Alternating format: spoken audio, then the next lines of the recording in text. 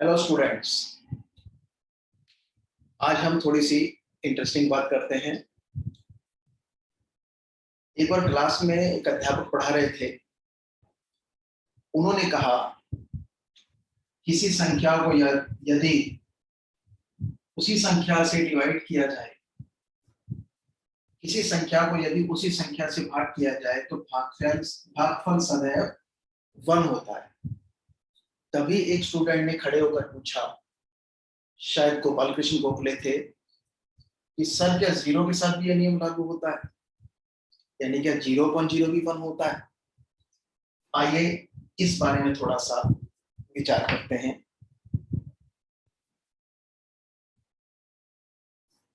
ये तो सबको पता है कि 0 से किसी भी संख्या को मल्टीप्लाई करें तो आंसर 0 आता है। 0 से किसी भी संख्या को मल्टीप्लाई करें तो आंसर 0 आता है। ठीक है, चाहे वो होल नंबर हो और चाहे वो फ्रैक्शन, क्योंकि हमें मल्टीप्लाई करने का अगर ऐसे भी मल्टीप्लाई किया है तो 0 से मल्टीप्लाई ही किया है, क्योंकि जैसे छोटी क्लासेस में बताया जाता है 0 into 3 upon 1 into 4, 0 upon 4, 0।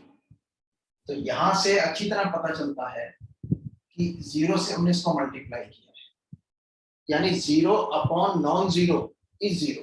0 multiplied by any number is 0 and 0 upon non zero is 0। ठीक है, ऊपर 0 हो नीचे 0 ना हो, यानी हमने 1/4 को एक तरह से 3/4 को या किसी भी संख्या को 0 से मल्टीप्लाई किया है। ठीक है, तो 0 से मल्टीप्लिकेशन डिफाइंड है और वो 0 होता है, सब जानते हैं। आइए एक चीज और देखते हैं।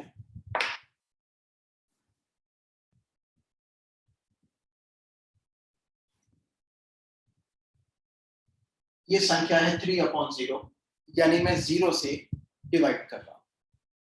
कक्षा में मैंने पूछा कि 3/0 कितना होगा। एक बच्चे ने उत्तर दिया, सर ये 0 होगा। 1 मिनट के लिए मानकर चलते हैं, जैसे कि हम कहते हैं ये होता है कि ये नॉट डिफाइंड है। 1 मिनट के लिए मान के चलते हैं कि this is a defined thing. अब अगर 3/0 0 है और हम क्रॉस मल्टीप्लाई करें तो क्या मिलेगा? 3 equals 0 into 0। It implies 3 equals 0, which is not true। दूसरे बच्चे ने कहा सर 3/0 1 होता है। इसको लेकर चलते हैं, क्या आया क्रॉस मल्टीप्लाई करने पर? 3 equals 1 into 0। It implies 3 equals 0। It is not true। फिर किसी बच्चे ने कहा सर कुछ होता तो है 3/0। फर्ज करो 3/0 कोई नंबर a है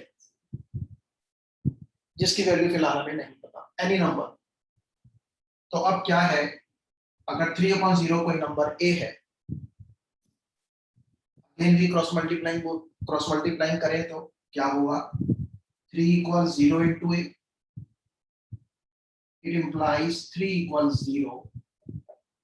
It is not true। यानी 3/0 कोई भी वैल्यू लेने को तैयार नहीं है। इसलिए हम एनी नंबर, और नॉट ओनली 3, कोई भी नॉन जीरो नंबर हो तो हम क्या कहेंगे कि non zero upon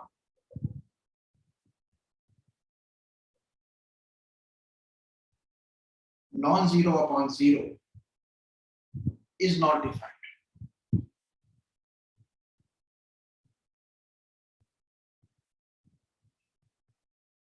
Straight forward, it is not defined। अगर कोई तुमसे इंटरव्यू में पूछे तो आंसर होगा नॉट डिफाइंड। कई बार ये रहता है कि यार ये 0 से डिवाइड जो है वो इन्फिनिटी होता है। वो इन्फिनिटी होता है लिमिटिंग केस में। जैसे for example limit x approaches 0, x approaches infinity 1 upon x square. Okay, अब क्या है x approaches infinity का क्या मतलब है? Sorry, x approaches 0, right? तो x approaches 0 का क्या मतलब है कि x equal to 0 नहीं है. It means x is approaching 0. For example, इसकी वैल्यू हो सकती है, चाहे सिर्फ ये ले लो, इसकी वैल्यू हो सकती है 1.0000000001.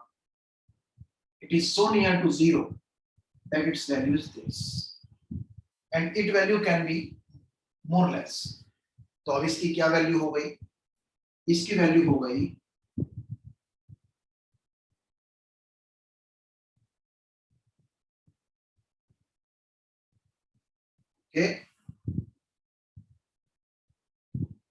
दिस वैल्यू, और अगर ये और 0 के नजदीक होगा, यानी 0.000000000001, तो ये और ज्यादा होगी.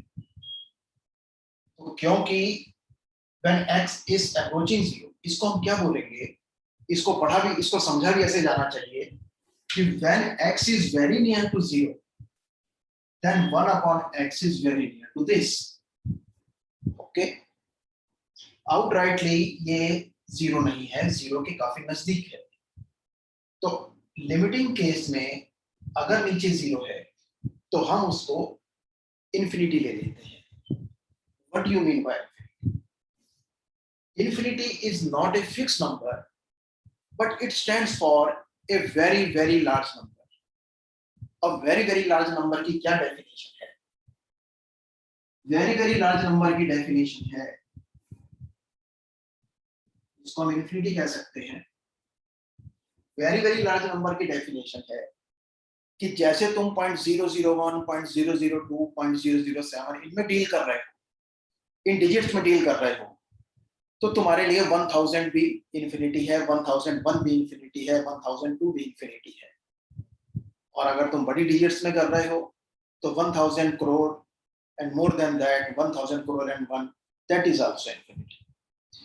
इंफिनिटी की दो बातें हैं, एक तो it is not a fix number and it is a very very large number.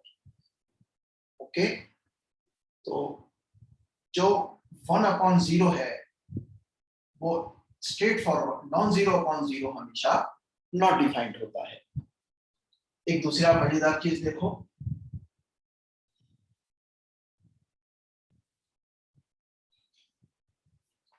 let us take the case of 0 upon 0.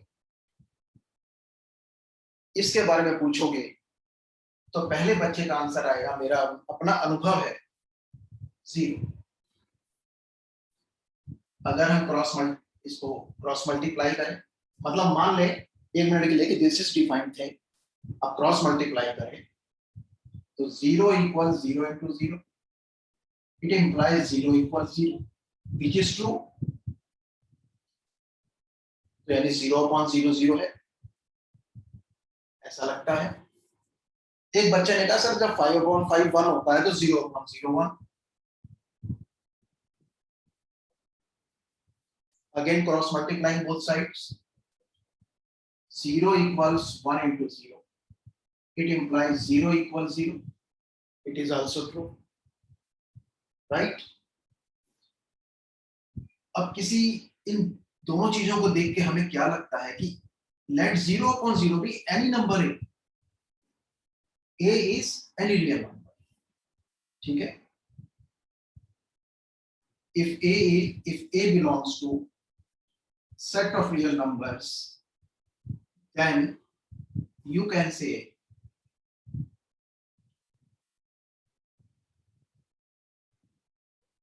let 0 upon 0 equals a,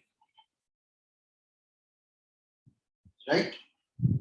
Again cross multiplying both sides, 0 equals 0 into a, it implies 0 equals 0, it is also true. अब non zero upon zero में तो क्या है कि वो कोई value लेने को तैयार नहीं था, और जीरो अपॉन जीरो में क्या है, ये सारी वैल्यू, ये जीरो लेने को तैयार है, वन भी लेने को तैयार है, एनी रियल नंबर लेने को तैयार है, राइट। तुमने कहानी पढ़ी होगी कि एक लकड़हारे की एक लकड़ी नदी में गिर गई, लकड़ी काटते हुए नदी किनारे एक वृक्ष काट रहा था, रोने लग गया, मैं क्या करूं। नदी की देवी निकल कर आई, उसने पूछा भाई क्यों रो रहे हो इतनी देर से। वो मेरी कुल्हाड़ी गिर गई है। वो पहले सोने की कुल्हाड़ी निकाल के लाई, उसने कहा ये मेरी नहीं है, फिर चांदी की लाई, फिर उसने कहा ये मेरी नहीं है, फिर उसने वो उसकी कुल्हाड़ी निकाल कर लाई, तो बोला ये मेरी कुल्हाड़ी है। उसने प्रसन्न होकर तीनों उसको दे दी।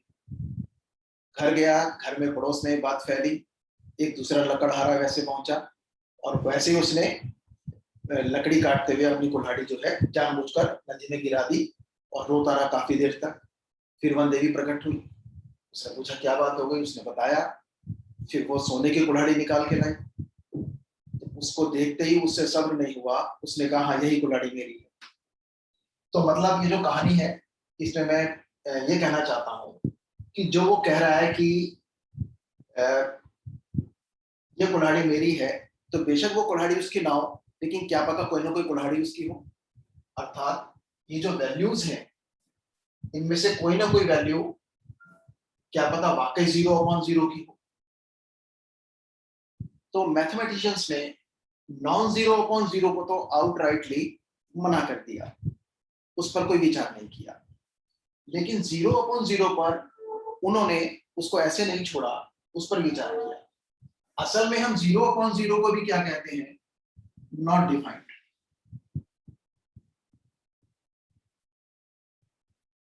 लेकिन नॉन जीरो अपॉन जीरो की नॉट डिफाइंडनेस में और जीरो अपॉन जीरो की नॉट डिफाइंडनेस में फर्क है। Non zero number upon non zero number upon zero जो पहले हमने देखा है, वो नॉट डिफाइंड क्यों था, क्योंकि वो कोई वैल्यू एक्सेप्ट नहीं कर रहा था। और ये नॉन डिफाइंड क्यों है, जीरो अपॉन जीरो, क्योंकि हर वैल्यू एक्सेप्ट कर रहा है। Defined also means definite. तो जब ये हर वैल्यू एक्सेप्ट कर रहा है, तो हम इसको लेकर खतरा मोल नहीं ले सकते। किसी के सवाल को कुछ रिजल्ट निकलेगा, किसी के सवाल का कुछ रिजल्ट निकलेगा, और पता नहीं दोनों का असली में से कोई निकला है कि नहीं निकला है। तो मगर ये क्या है, इसको मैथमेटिशियन ने सोचा कि यार ये जो वैल्यूज हैं, इनमें से क्या पता वाकई में इसकी कोई वैल्यू हो। और इस पर फिर थोड़ा काम किया गया, और इससे फिर लिमिट का जन्म हुआ। उन्होंने ये सोचा कि डायरेक्ट पुट करने पर किसी लिमिट में अगर जीरो अपॉन जीरो आ रहा है, जैसे फर्स्ट करो मैं सवाल लूं, limit x approaches to 2x minus 4 upon x square minus 5x plus 6। Okay, अब अगर तुम ऊपर 2 रखोगे तो जीरो आएगा, नीचे भी 2 रखोगे तो जीरो आएगा, राइट। तो इसको क्या कहा उन्होंने, उन्होंने इसको ऐसे सोचा कि अगर हम 2 के नजदीक वैल्यू लेकर चले, जैसे 2 के नजदीक वैल्यू कैसे लेकर चले,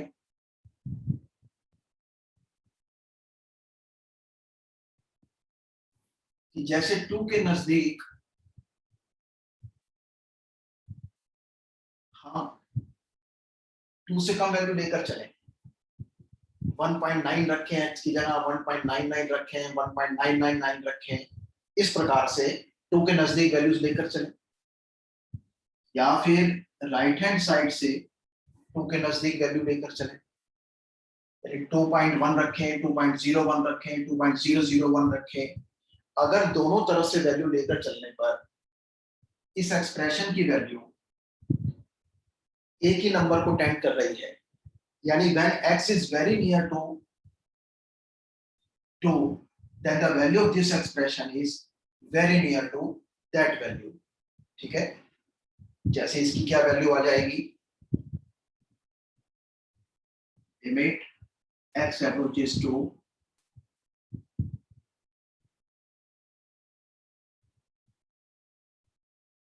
that will be equal to limit x approaches to 2 upon x minus 3 equals -2।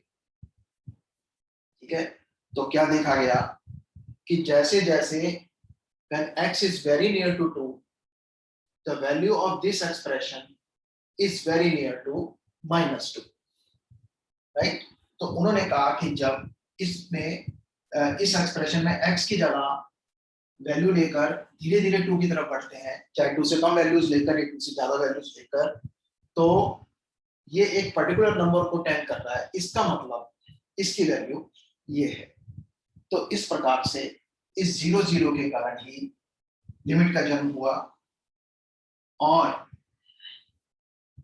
इस 0 0 के कारण ही आज हम कैलकुलस पढ़ रहे हैं। 0 upon 0 के कारण ही, सॉरी, हम कैलकुलस पढ़ रहे हैं, क्योंकि what is derivative, that is a particular limit. और कैसी है कि डायरेक्ट वैल्यू रखो तो 0 upon 0 प्राप्त हो, एंड इसी तरह से what is integration, it is a particular limit.